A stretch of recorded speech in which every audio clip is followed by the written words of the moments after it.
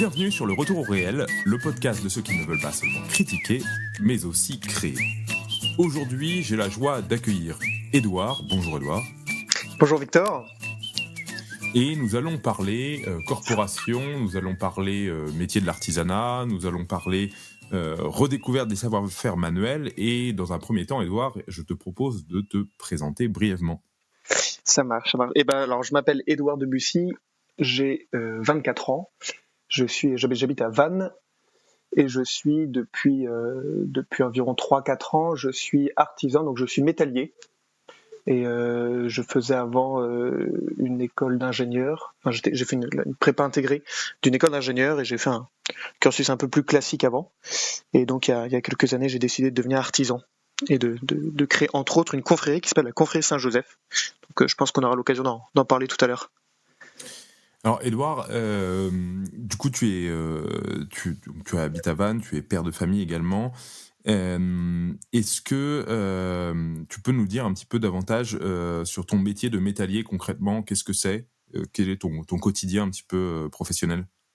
Alors je suis donc métallier, c'est quelqu'un qui travaille le métal spécifiquement pour le bâtiment. Donc à la base, j'ai fait une petite formation pour être chaudronnier. Donc j'ai toujours le travail du métal pour l'industrie. Et métallier, c'est spécifiquement pour le bâtiment.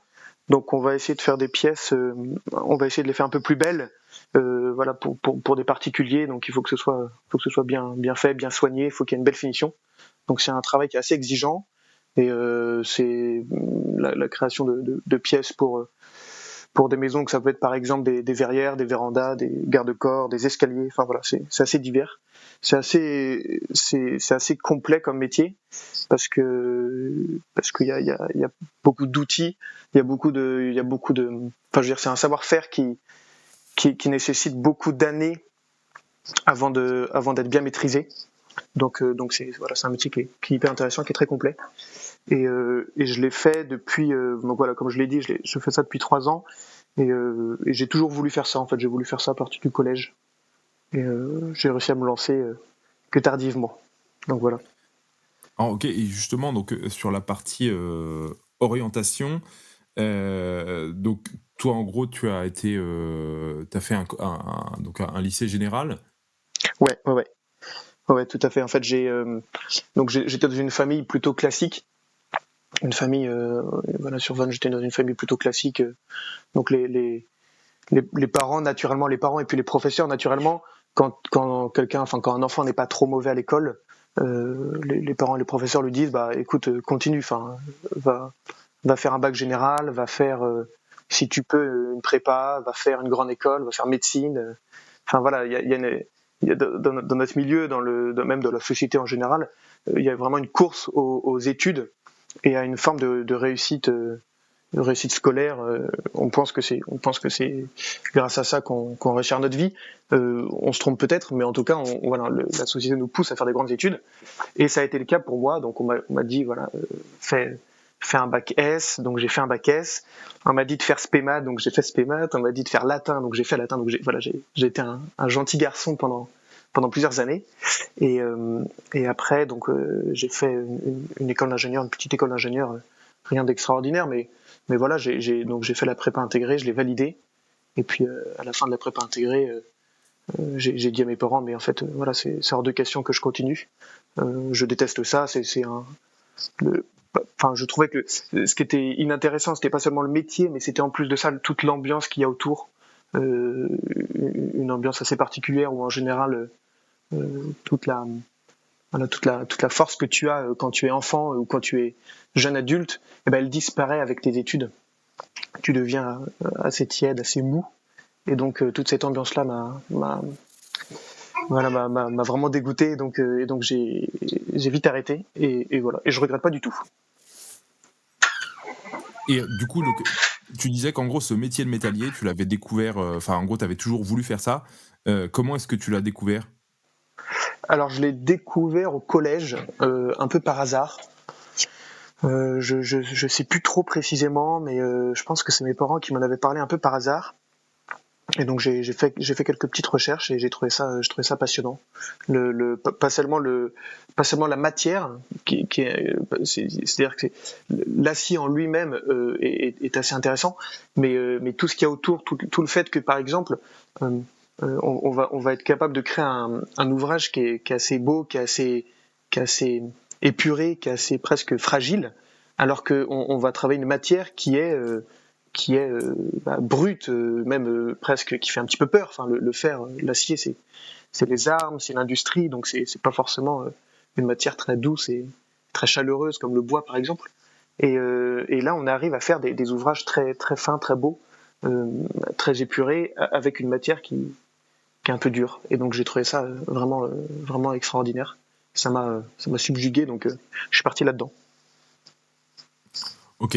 Et donc du coup, tu disais tout à l'heure, moi je trouve ça assez intéressant, qu'en gros les études supérieures, provoquent une sorte de dévitalisation, enfin perte de cette force, justement de la jeunesse. Est-ce que tu pourrais un peu développer un peu cette idée? Parce que je trouve ça me parle et voilà, je serais curieux de savoir comment tu avais vécu justement cette sensation, cette perception?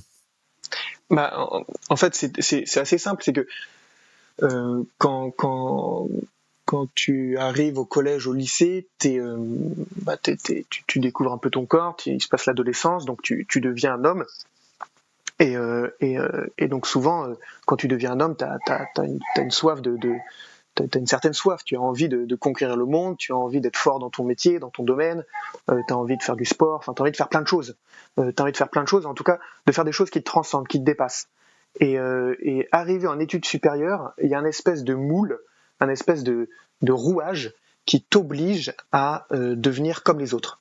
Et devenir comme les autres, ça veut dire forcément, ou quasiment forcément, euh, euh, beaucoup boire le jeudi soir, le vendredi soir, le samedi soir, faire des blagues qui sont pas drôles, avoir une espèce d'ambiance, une ambiance un peu étudiante. Enfin, je pense que ça parle à tout le monde, cette espèce d'ambiance étudiante, qui est une ambiance en fait pas très virile, pas très droite, pas très bonne. Donc il y a l'alcool, il y a éventuellement les soirées, les filles, les rencontres. Enfin, voilà, c'est des ambiances qui sont pas forcément très bonnes. Et puis aussi politiquement ou alors dans la métapolitique, on est obligé un petit peu de se lisser. On se rend compte qu'on va rentrer dans le monde du travail, donc on est obligé d'assouplir un peu son discours, et puis on finit par rentrer dans un moule. Et ce moule-là, il est détestable, parce qu'en fait, je pense qu'il y a beaucoup de jeunes qui ont des grands rêves avant 18 ans, ils rentrent dans les études supérieures, et qu'au bout des 5 ans, ils sont complètement... enfin, c'est devenu des moutons, quoi. C'est devenu des moutons voilà, qui vont rentrer dans un système où on va travailler 45 heures par semaine à Paris, à la sortie de sa petite école de commerce. Enfin, c'est un monde très particulier. C'est un monde qui moi, m'a dégoûté, ça c'est sûr. Et aussi, moi, une autre question que je me posais, quand, enfin, moi, du coup, j'ai pas du tout le même parcours que toi, parce que j'ai fait de la philo, enfin bref, j'ai fait des études assez générales, parfois même avec un peu de regret. Mais une des difficultés, je dirais, c'est en gros, quand t'as pas des parents qui ont fait un métier manuel, comment tu te projettes d'une certaine manière euh, voilà, dans la perspective d'exercer un métier avec tes mains. Ah bah ça c'est c'est un vrai combat ça. Bah ça c'est un exemple tout bête, c'est que on est un petit peu obligé de combattre la vie de ses parents, de combattre la société, parce que moi c'est vrai que mes deux parents, mon père et ma mère n'étaient pas du tout artisans. Ils connaissaient pas forcément spécialement le travail manuel.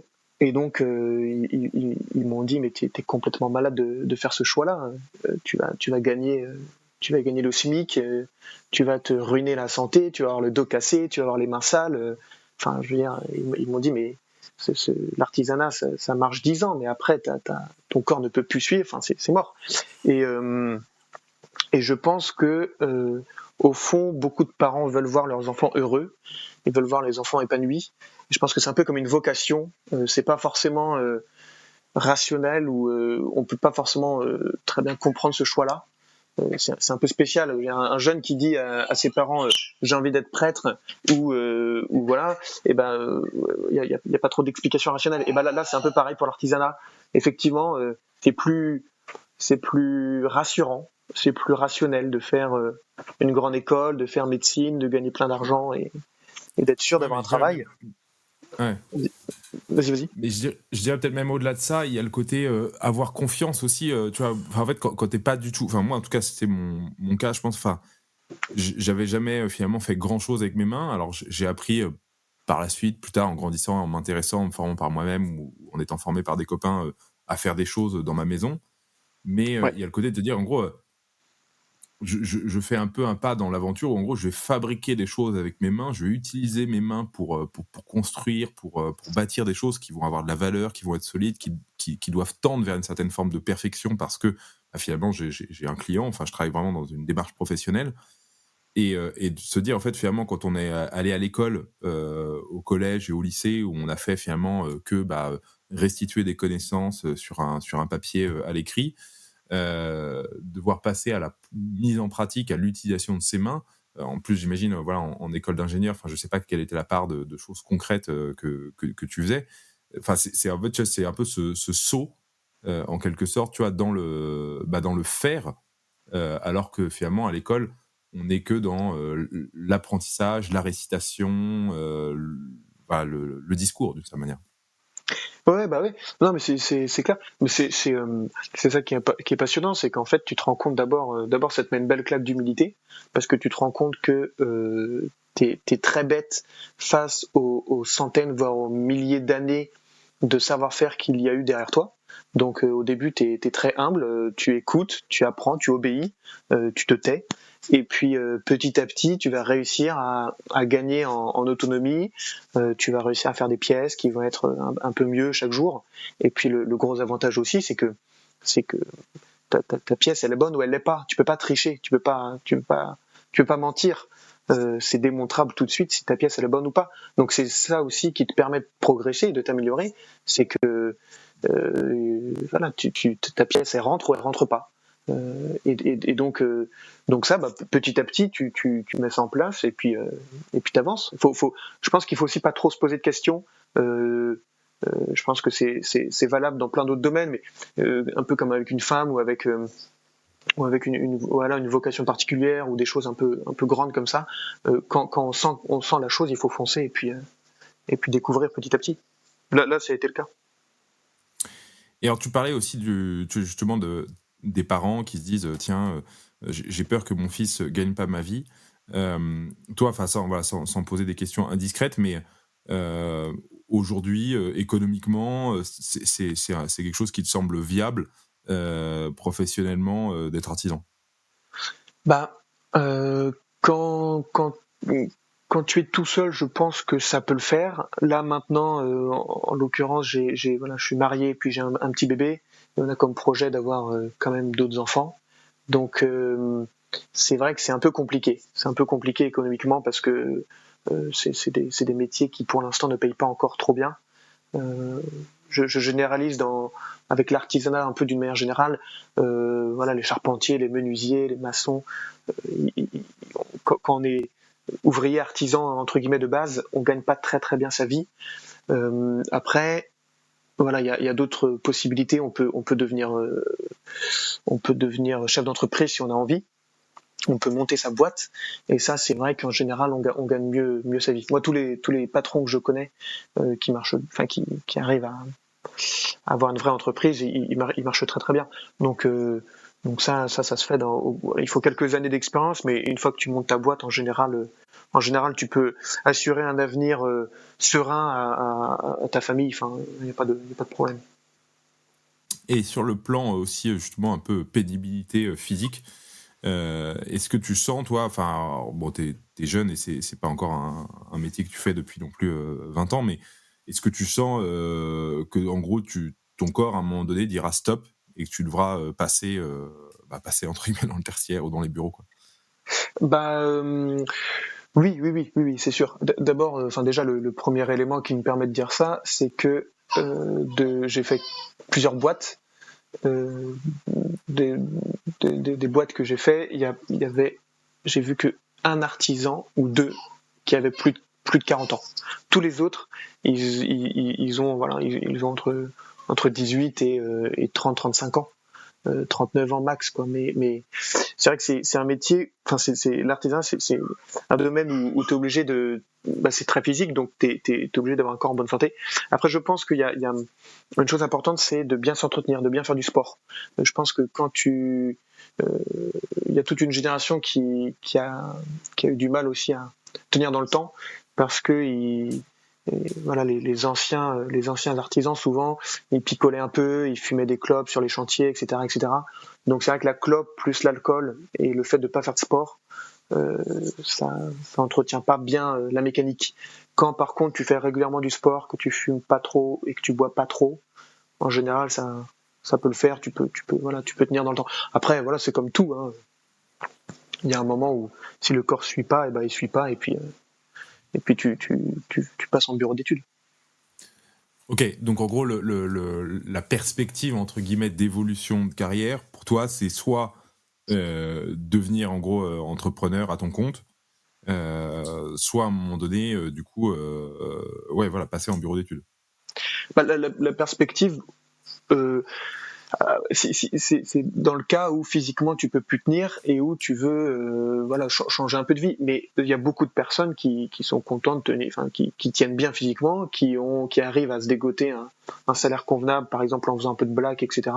Et donc ils tiennent plusieurs dizaines d'années. Ils peuvent tenir, voilà, et ça peut arriver d'en voir qui ont plus de 40 ans. Après, effectivement, dans le cas où physiquement tu tiens pas, tu peux effectivement changer un peu de métier, entre guillemets, et puis de passer au bureau d'études. Mais ça, si ça se fait à 40 ans, tu as quand même 20 ans de travail manuel derrière, c'est une belle, voilà, c'est une belle performance. Enfin, en général, t'as déjà beaucoup d'expérience et c'est pas mal, quoi. Ok. Et du coup, j'aimerais bien un petit peu qu'on aborde aussi le sujet de la confrérie. Ouais. Donc, en gros, on va, enfin, je vais un peu introduire du coup comment moi j'ai découvert la confrérie. Mhm. Et puis bah, après, voilà, on présentera un petit peu de manière générale. Donc, tu m'avais invité il y a maintenant, je sais plus, c'était au mois de février, pour donner donc une conférence à la confrérie Saint-Joseph. Donc je savais pas trop où je mettais les pieds, c'était assez original et j'ai été, extrêmement, heureusement surpris de cette initiative et de cette rencontre parce que je me suis retrouvé, bah, dans un cercle, alors uniquement d'hommes, j'ai comme un idiot, j'étais avec ma femme, heu, voilà, en tout cas, elle a passé une bonne soirée. Elle m'a dit que tous ceux avec qui elle a discuté avaient été, voilà, lui avaient posé des questions un peu. Enfin voilà, elle s'était pas retrouvée isolée toute seule avec des gros machos qui parlent pas, qui adressent pas la parole. Qu'est-ce que je veux dire? Voilà. Et en gros, voilà, donc une initiative assez extraordinaire. Même si on était près de Vannes, de fait, bah, on n'était pas non plus en plein centre-ville, centre urbain. Enfin voilà, ça montrait qu'il y avait une sorte de capacité à s'organiser aussi entre guillemets dans l'arrière-pays ou voilà, à la campagne tout simplement, et des profils extrêmement sympathiques et solides même. Enfin voilà, et des pères de famille nombreuses, des gens qui ont l'air assez complets et assez impressionnants tout simplement. Je me demandais même voilà ce que je pouvais avoir à apprendre et à dire. Je me disais finalement ce serait peut-être plutôt à moi d'écouter que de transmettre. Mais voilà, en tout cas, voilà, vraiment quelque chose une très belle initiative. Alors, on va présenter un peu. Je te laisse peut-être voilà, dire toi comment est né le projet de la confrérie. Ouais. Alors donc ça s'appelle la confrérie Saint-Joseph, comme tu l'as dit. J'ai créé ça en 2020 et j'ai créé ça en 2020. Au début, on était 2-3. Et puis petit à petit, ça a pris de l'ampleur et on a grossi les rangs. Et, en fait, le principe il est assez simple. Donc confrérie, en fait, ça vient du latin, ça vient de cum fratres. En latin, ça veut dire donc comme des frères. Et les confréries, c'était donc des associations de laïcs qui se retrouvaient, qui se réunissaient pour créer du lien social, pour créer de la camaraderie, de la fraternité autour d'un point commun qui était en général le travail.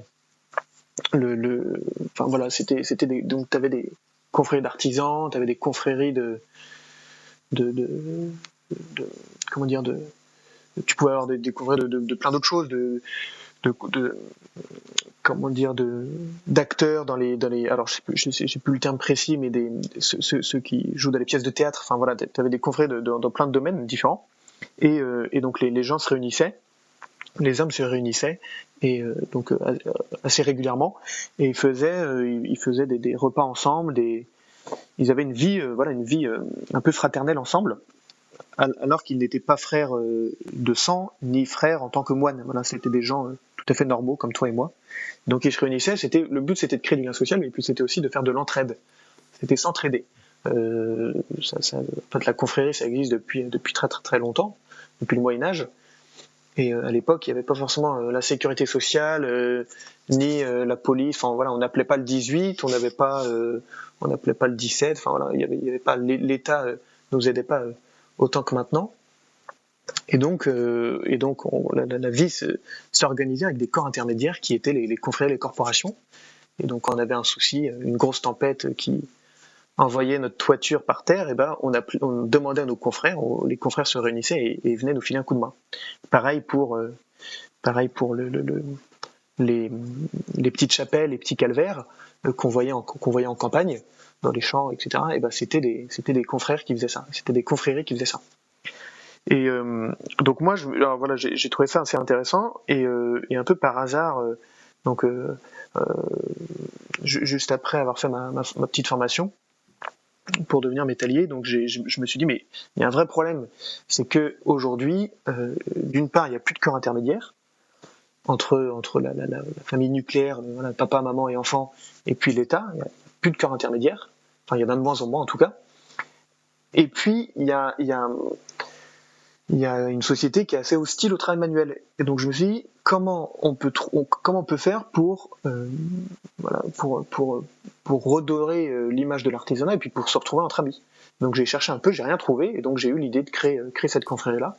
Et donc l'idée, c'est de faire une rencontre par mois, et c'est un dîner, on essaie de faire un gros dîner un peu sympa, et puis un topo, présenté soit par un confrère, soit par un intervenant extérieur. Donc là, en l'occurrence, c'était toi. Et donc le topo organisé par le confrère, ça peut être un topo un peu d'un point de vue. Enfin, il va parler de son métier d'un point de vue un peu technique d'abord, et puis ensuite d'un point de vue un peu plus philosophique ou spirituel s'il est chrétien. Il va essayer de mettre un peu de verticalité dans son métier, dans son discours. Voilà. Donc voilà, c'est comme ça que ça c'est venu. Et alors du coup, le mode de fonctionnement un petit peu de la confrérie, comment on l'intègre, qu'est-ce qu'on... donc tu as évoqué les conférences, mais est-ce qu'il y a des projets communs, une entraide de prévue Ouais, alors pour devenir confrère, il faut être un homme. Il faut être un homme. Il faut être un homme, parce que je pense que c'est bien d'avoir des lieux comme ça où, étant donné qu'on est quasiment tous mariés ou fiancés, ou voilà, et ben on est content des fois de se retrouver un peu entre hommes, ça fait du bien. Donc voilà, faut être un homme, faut être travailleur manuel, donc artisan ou paysan ou pêcheur. Enfin voilà, donc à travers manuel. Et puis il faut avoir faut d'une certaine manière rechercher le beau, ou rechercher quelque chose d'un petit peu grand dans son métier. Voilà, faut avoir une belle vision de son métier. Et donc voilà, à ce moment-là, on peut devenir confrère. Bon, il faut découvrir un petit peu avant quand même, mais voilà, ne devient pas confrère qui veut, mais voilà. Et après, donc comme je l'ai dit, on a une rencontre par mois, on va avoir les topos, et puis on a aussi des chantiers en bénévolat qu'on propose. Donc c'est des chantiers qui peuvent être pour des monuments religieux, des monuments qui appartiennent à l'Église, ou alors pour des gens très pauvres. Comme je l'ai dit, typiquement une vieille qui perd sa toiture à la suite d'une tempête, et ben plutôt que de rentrer encore une fois dans ce monde très contractuel, voilà, où on va appeler l'assurance, ça va mettre des semaines, on va, voilà, c'est toute une galère. le monde d'aujourd'hui, il est endormi dans les papiers et puis dans les contrats qui nous dégoûtent. Et donc là, c'est beaucoup plus simple. On s'organise et on file un coup de main gratuitement. Pareil pour des monuments religieux. Donc on a travaillé en collaboration avec SOS Calvaire, on a rénové des salles paroissiales, là on est en train de construire un oratoire. Voilà, on est en train de construire un oratoire dans un presbytère. Donc on essaie de faire des choses un peu sympas et on offre notre main d'œuvre gratuitement. Par contre, on paye pas les matériaux, ce qui semble assez normal. Donc voilà. Et donc en gros, est-ce que tous les artisans peuvent rejoindre la confrérie, enfin tous les artisans entre guillemets qui remplissent le critère, mais je voulais dire tous les corps de métier. Oui, il y a vraiment on a vraiment de tout, hein. On a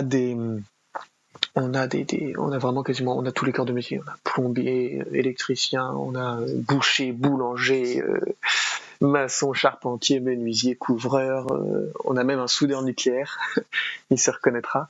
Mais ouais, on a vraiment beaucoup de métiers. C'est hyper varié et c'est hyper intéressant d'ailleurs. Ça fait des belles discussions. Et donc, du coup, sur les projets un petit peu de développement que vous avez, qu'est-ce que vous pensez un petit peu à terme qu'est-ce que vous aimeriez faire dans l'idéal, dans 10-20 ans, que la confrérie, elle prenne quelle ampleur? Bah, un projet sur le très très très long terme qui serait super bien, qui serait super beau, ce serait de créer une école. Ça c'est un peu un rêve, mais bon, ce serait de créer une école un peu comme les compagnons du devoir, mais avec avec un peu l'esprit de la confrérie, donc un esprit un peu chrétien, un peu sympa, puis un esprit avec un peu de droiture, un peu de panache. Et donc réussir à faire une école un peu comme ça, ce serait super. Bon après c'est très compliqué, enfin c'est même un peu un rêve, mais si on pouvait ce serait super. Et puis ce serait aussi pour nous, enfin pour les confrères qui ne peuvent pas forcément être à leur compte et qui sont un peu usés physiquement, et ben ce serait l'occasion pour eux de devenir profs et de transmettre à leur tour leur savoir-faire. Et puis ça va aussi dans une démarche de comme je l'ai dit, de transmission du savoir-faire. Je pense que tous les corps de métier sont d'accord avec ça. Il y a quand même un savoir-faire en France qui est excellent et qui est en train de disparaître parce que d'abord les gens ne font plus de travail manuel, et puis parce que il y a toute une génération d'anciens qui n'ont pas forcément bien transmis les choses. Enfin, en tout cas, ce qui est sûr, c'est qu'il y a une rupture, et donc aujourd'hui, on se rend compte que on est plus capable de faire ce qu'on arrivait à faire avant. C'est assez triste. Donc là, voilà, faire une bonne école, une école un peu sympa, ça serait l'occasion justement de garder un peu tout ça, de garder un peu éveillé cette tradition du savoir-faire français. Alors, je rebondis sur l'école parce que, tu vois, enfin, on a déjà évoqué ça, tu vois, dès le début de l'émission. Mais d'après toi, tu vois, justement, si vous créez une école, enfin, ou même si vous interveniez dans les écoles, même sans forcément créer une école à part entière dès le départ, quelles seraient pour toi, tu vois, un petit peu des techniques, des pistes d'amélioration pour justement essayer de changer le regard sur les métiers manuels et faire en sorte qu'en gros, ce soit pas le discours, en gros, où, voilà, c'est pas une voie de garage, c'est pas fait pour les nuls, mais au contraire qu'on essaye un petit peu de créer une appétence vers ces métiers-là. Eh ben, d'abord, ce serait de ne pas prendre ou de ne pas accueillir les jeunes juste parce qu'en fait ils sont mauvais. Voilà, je pense que ça c'est un gros problème. C'est que il y a beaucoup d'écoles, enfin de CFA ou d'écoles manuelles entre guillemets. Enfin, je sais pas trop si ça se dit comme ça, mais qui proposent en tout cas des formations manuelles qui acceptent en fait les mecs qui n'ont pas été pris en général. Voilà, dans les formations, voilà, dans le lycée général. Et en fait, ça déjà, c'est dommage. Ça, c'est déjà le premier point négatif, c'est que les gamins, bon, s'ils sont pas bons à l'école, on les fout dans le manuel. Et c'est complètement débile, parce que ça veut dire qu'on considère que le manuel, il est plus nul ou il est plus facile que le général. Ça n'a pas de sens. Je veux dire, un charpentier, un excellent charpentier, il le dira lui-même, il faut plus de 10 ans pour commencer à être bon dans la charpente. Euh, un très bon charpentier, ça vaut de l'or. C'est pas un métier qui est plus dur ou qui est plus facile. Enfin, bon, c'est pas comparable, mais je veux dire, on pourrait le mettre sur le même pied d'égalité que un chirurgien dentiste ou même un chirurgien tout court. Je veux dire, c'est des compétences qui sont très très dures, c'est très technique, faut être très fin, faut beaucoup réfléchir, faut beaucoup calculer. Donc, d'abord, premier point, ce serait de prendre des élèves qui sont bons, de sélectionner des élèves qui sont bons et qui du coup font ce métier-là parce qu'ils ont envie de faire ce métier-là. Euh, voilà, premier point. Deuxième point, je pense que c'est aussi, ça peut être aussi je dirais, de soigner l'esthétique. Voilà, je pense que ce qui dégoûte un peu, c'est qu'il y a un peu le cliché du CFA, voilà, où voilà, le bâtiment est pas très beau, les profs ils donnent pas très envie, il y a pas vraiment c'est pas vraiment stylé, c'est pas vraiment sympa. Enfin, euh, il faut réussir à faire, à donner aux enfants l'envie de faire ce métier-là, et ça passe, je pense, aussi beaucoup par l'esthétique. Il faut Alors c'est proposer une amusant esthétique un peu ce que sympa. tu dis, je rebondis juste à l'instant, mais c'est vrai que ça m'avait frappé, quand j'étais venu à la réunion de la confrérie. Je crois toi et plusieurs autres d'ailleurs, vous aviez des habits, d'artisans, traditionnels. Ouais, ouais, ouais. Ouais, on est pas mal à travailler en largeau. Je pense qu'on est peut-être une petite dizaine à travailler en largeau. Donc c'est un pantalon, c'est un pantalon traditionnel qu'utilisaient les artisans pendant des siècles. Et enfin des siècles, moi aussi je crois que c'est pendant ça plus de 100 ans, ça c'est sûr. Mais et donc c'est un pantalon en velours assez épais, de taille haute, qui se porte avec des bretelles. Et traditionnellement on mettait une chemise ou un polo. Et donc enfin une chemise en l'occurrence. Et donc voilà, c'est une tenue qui est un peu sympa parce que bah c'est un pantalon qui est très résistant. Ça a une certaine gueule de voir un artisan travailler comme ça. C'est quand même plus sympa que le pantalon de chantier, le bleu de travail traditionnel qui tient pas, qui se trouve tout le temps. Enfin voilà. Et donc voilà, ça c'est un exemple tout simple, mais c'est exactement ça. Voilà, c'est l'importance de l'esthétique. Et je pense que ça donne beaucoup envie. Je confirme ça. En tout cas, enfin, cet exemple-là en particulier, je trouve que ça a de l'allure. Moi, ça m'avait marqué.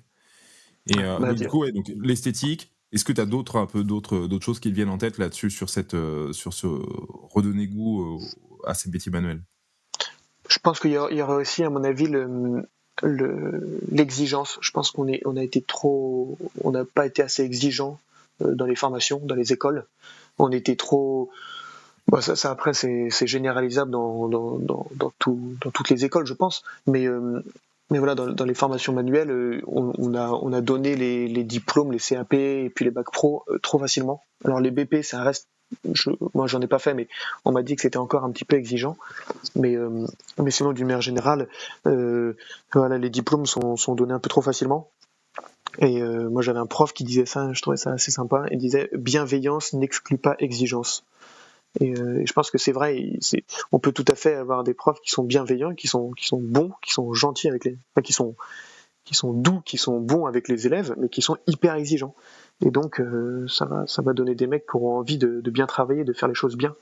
Et je pense que ça peut beaucoup, enfin, ça peut attirer beaucoup de personnes. Avoir des mecs qui sont pas bêtes, qui ont un certain goût de l'esthétisme et qui veulent bien travailler, qui sont exigeants avec eux-mêmes et sur leur ouvrage, je veux dire, c'est génial. Hein. Je pense que tout le monde tout le monde peut être attiré par ça. Et qu'est-ce que tu penses, enfin c'est un peu une idée comme ça qui me vient en tête, aussi de présenter, de faire découvrir les métiers tôt. Ça revient un peu à ce que je te disais tout à l'heure, c'est finalement pour moi, quand j'étais enfant, tous ces métiers-là, c'était pas les métiers de mon quotidien. Moi j'ai grandi à Paris, donc si tu veux, tu vois, enfin ouais, tu vois des chantiers si tu veux, mais c'est loin. Enfin c'est pas, tu vois pas en gros concrètement ce que c'est qu'un charpentier dans son métier. Tu vois pas ce que c'est ce que fait concrètement un électricien, etc. Est-ce que tu penses que c'est réaliste, de présenter en quelque sorte vos métiers? Ça pourrait même d'ailleurs, enfin dans le cadre de la confrérie, finalement, ça vous fait un réseau dans des écoles, bah, pour que les enfants puissent se dire ah bah tiens, voilà, j'ai vu déjà dès la quatrième ce que c'était qu'un paysagiste, ce que c'était qu'un maroquinier, etc., etc. Ah ouais, ça serait une très bonne idée. C'est une très bonne idée. Et puis surtout, il y a beaucoup d'enfants, enfin il y a beaucoup de jeunes qui passent un bac un peu lambda et puis qui rentrent à la fac et quand on leur demande qu'est-ce que tu veux faire ou pourquoi tu fais ça, ils disent en fait j'en sais rien, je sais pas. Et je pense qu'ils savent pas aussi parce qu'ils n'ont pas découvert de métier, parce qu'ils n'ont pas vu, ils n'ont pas senti ou ils n'ont pas goûté un métier. Et je pense que justement si on leur permettait, alors il y a les stages de troisième normalement, mais à mon avis voilà, je suis Ouais, pas sûr que beaucoup prennent ça vraiment au c'est sérieux. ça. C'est que souvent, en fait, enfin, il y a toujours des métiers qui fascinent, je pense, pour beaucoup d'enfants. Enfin, moi, je sais parce que ma mère est vétérinaire, donc elle a toujours plein de demandes de stage, parce qu'il y a plein d'enfants qui aiment les animaux. Donc, enfin, voilà, il veut faire un stage chez le vétérinaire. Je pense qu'il va y en avoir quelques-uns qui doivent faire des stages, peut-être chez les pompiers ou dans l'armée. Ouais, Enfin, voilà, un peu les grands métiers qui font un peu rêver quand on est petit. Mais la plupart du temps, sinon, les stages, c'est chez le copain de papa qui est ouais, ouais, notaire ou plus ouais, c'est comptable ou clair. machin. Enfin, il y a plein de trucs. Ouais, c'est clair. Ouais, c'est vrai, c'est toujours, c'est vrai que c'est souvent des stages à la con. Euh, enfin, je dis pas ça par rapport au métier de ta maman, mais je dis ça par rapport Non, au non, mais fait qu'effectivement, t'inquiète. beaucoup d'enfants, effectivement, vont faire ça sans trop réfléchir. Mais ouais, ce serait une très bonne idée, ça, de montrer. Moi, je sais que on était pas mal dans ma classe à pas trop savoir quoi. Enfin, il y en avait beaucoup dans ma classe qui savaient pas trop quoi faire plus tard, et en fait, ils n'avaient jamais découvert de métier, ils n'avaient jamais vu. Donc, effectivement, je pense que c'est très important de leur montrer. Et puis, nous, les hommes, enfin les jeunes hommes, on est marqués par ce qu'on voit. Si on voit des artisans qui construisent une pièce, qui nous montrent en quoi consiste leur métier, etc. Je pense que ça peut nous marquer. Puis voilà, on aura une idée, on aura un métier concret, un métier réel, et puis un métier qui dure dans le temps, parce que il y a beaucoup de métiers aujourd'hui qui existent. Je ne sais pas si dans 20 ans ils existeront toujours. Par contre, charpentier ou forgeron, ça a déjà plusieurs milliers d'années. Je pense que ça tiendra encore. Tout à fait. Non, non, mais je pense que c'est vraiment des sujets très importants. Et puis même, enfin voilà, si on reprend le titre d'ailleurs de la série de podcasts, quoi, le retour au réel, comme tu disais, quoi, voilà, on peut pas tricher. C'est ouais, d'une certaine manière des métiers qui ne mentent pas parce qu'on est confronté d'une certaine manière directement, on pourrait dire à la matière brute, quoi. Ouais, ouais, c'est clair. Ouais, c'est clair. Non, c'est ça qui est passionnant, c'est que tu peux pas mentir, tu peux pas tricher, tu peux pas te cacher derrière ton collègue ou le service, enfin voilà, ou ton N+1, N+2, N plus l'infini dans les grosses entreprises là.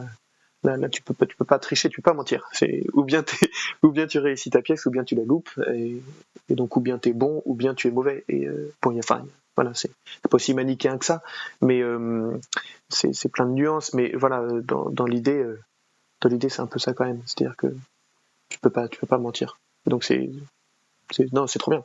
Ça nous ramène au réel, ça c'est sûr.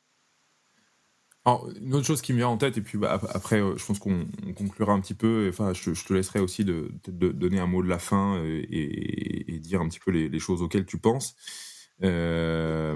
Mais moi, enfin, j'ai quelques amis chefs d'entreprise dans la restauration, dans le bâtiment, et Ouais. ils me disent j'entends souvent, tu vois, il n'y a pas de main d'œuvre, c'est impossible de trouver des jeunes. Et c'est leur cas, hein, pour le coup, c'est pas du mensonge, quoi. Enfin, j'ai un ami restaurateur, ça va faire là plusieurs mois qu'il cherche quelqu'un, il trouve personne, et Hmm. il est prêt à payer. Enfin, je veux dire, c'est pas, voilà. Et souvent, voilà, un peu ce qu'il me dit, c'est voilà, bah de toute façon, les jeunes veulent plus travailler, les jeunes veulent plus faire d'efforts. Et puis parfois même les Français de manière générale, parce que c'est vrai que souvent, quand on regarde un peu, en tout cas peut-être pas dans les petites boîtes et surtout pas trop à la campagne, mais quand on regarde voilà sur les grosses entreprises de bâtiments, d'installation, tu vois les sous-traitants des télécoms pour l'installation de la fibre, etc. Hmm. On voit que bah, beaucoup d'ouvriers sont d'origine immigrée. Donc voilà, en tout cas, les Français semblent avoir déserté ces métiers-là, même dans les cuisines, quoi. C'est quand même assez rare de voir la cuisine d'un restaurant où qu'on soit avec des cuisiniers d'origine, enfin français d'origine européenne, Européen. etc., Ouais. quoi. Donc je sais pas toi si c'est quelque chose que tu perçois et comment tu l'analyses. Ouais, bah c'est un vrai problème. Ça, c'est un vrai problème. Le fait qu'il y ait une pénurie de main d'œuvre, c'est une phrase qu'on entend beaucoup. C'est aussi l'une des raisons pour laquelle j'avais choisi la chaudronnerie et la métallerie. C'est parce qu'on m'avait très vite dit qu'il y avait une grosse pénurie de chaudronniers, de métalliers et de soudeurs en France, et donc il y avait une grosse demande. C'est sûr qu'il y a une très grosse pénurie.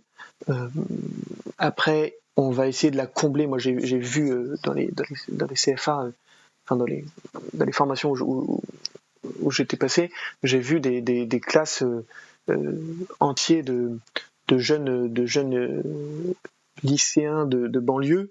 Il y en avait quasiment aucun qui était d'origine européenne. C'était beaucoup d'Africains, enfin d'origine africaine en tout cas.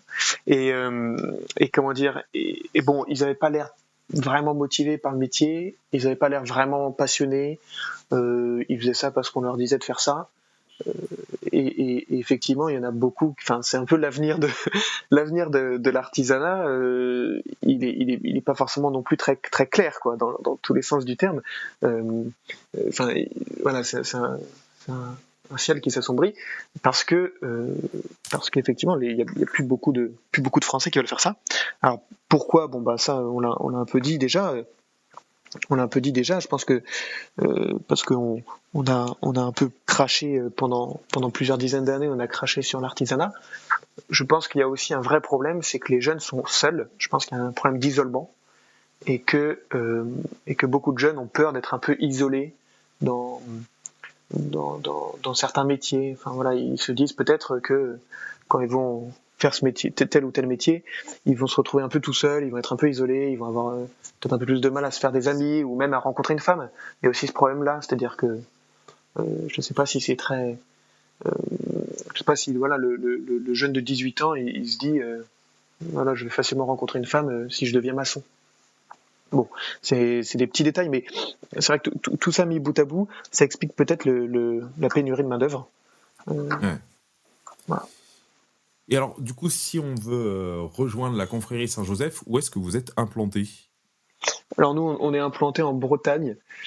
On est à Vannes et on est autour de Vannes. On est dans le Morbihan et en Ille-et-Vilaine, autour de Rennes. Voilà. Ok. Donc on a deux chapitres, enfin deux gros chapitres majoritaires sont là. Et on a aussi un jeune chapitre, un petit chapitre qui est en train de se monter en Alsace. Donc voilà. Ok, et donc si par exemple, si là, nos auditeurs artisans qui nous écoutent veulent monter un chapitre, je sais pas moi, en Provence ou au Pays Basque, est-ce que ils peuvent entrer en contact avec toi? Comment ça se passe? Ouais, bah, ils peuvent tout à fait rentrer en contact avec moi. Alors, on n'a pas de, on a aucun réseau social. On a rien du tout. On essaie de se faire un peu discret, pas parce qu'on a quelque chose à cacher, mais parce que on a, on n'a pas trop envie de rentrer dans ce monde-là, mais on va bien devoir s'y mettre. Donc il faut rentrer en contact avec moi, et puis après il y a une petite charte que j'ai écrite qui précise un peu l'esprit de la confrérie. Et si les gens adhèrent à l'esprit de la confrérie et qu'ils viennent quelquefois à des réunions et que l'esprit leur plaît, eh ben, ils peuvent tout à fait. On est ouvert à plein de projets. Ok, Donc voilà. ben, excellent. Un petit mot pour conclure. Bah, j'ai pas forcément de mots très précis à dire pour conclure. Ce qui est sûr, c'est que je pense que la confrérie répond à une vraie demande. C'est une demande un besoin de camaraderie, de fraternité, et qu'il y a un vrai souci d'isolement chez les gens d'aujourd'hui. Et donc, la confrérie répond à cette demande-là. Et c'est d'ailleurs une demande qui va de. Nous, on a des confrères qui ont entre 18 et 50 ans à peu près. Donc voilà, c'est un lieu où tous les âges et tous les corps d'État et tous les milieux sociaux peuvent se réunir. On a aussi je l'ai pas précisé, mais il y a à la fois des chefs d'entreprise qui ont une bonne situation économique, et aussi des apprentis qui n'ont pas un sou.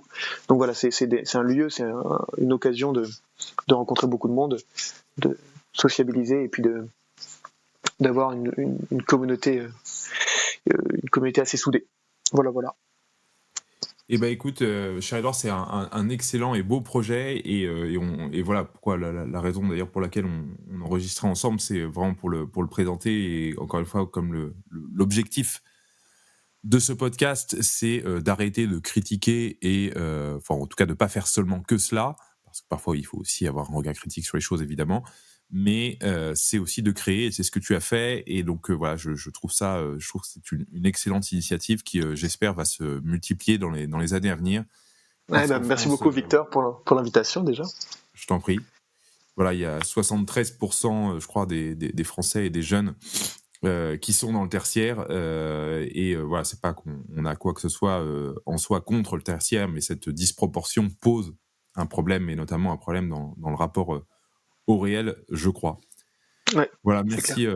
merci encore, Édouard et bah, écoute, à très bientôt dans le réel et je vous dis, à tous, au revoir et à la prochaine fois et surtout, n'hésitez pas, comme vous le faites, tous très régulièrement, à continuer à m'envoyer des messages, à ne pas hésiter à nous solliciter sur des sujets que vous souhaitez, aborder et comme l'a fait Édouard, n'hésitez pas, à, vous proposer pour parler de votre expérience parce que je pense qu'il y a beaucoup de choses dans cette communauté, du retour au réel, d'expériences qui seront, très intéressantes, à évoquer ensemble. À bientôt et au revoir.